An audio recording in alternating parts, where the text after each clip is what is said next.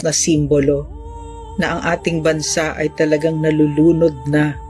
Nalulunod sa katiwalian, sa walang pakialam, pagkawalang puso, pagka-incompetent, pagka-greedy, pagkaganid sa kapangyarihan at sa pera ng mga nakaluklok sa pwesto.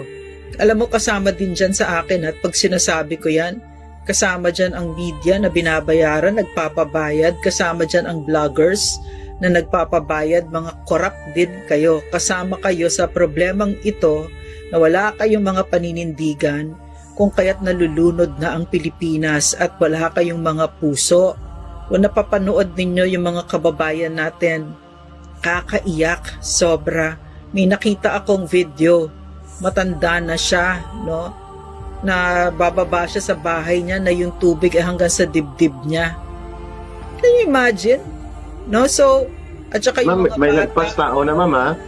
Yeah, yes. At saka May yung mga nagpas tao na, oo. mga batang nagko-cross ng river pagkatapos inaanod sila dahil papasok sila sa eskwela, no, kasama kayo diyan. So sa akin, no, we have to heed the signs. Kailangan hindi tayo magbubulag-bulagan dito.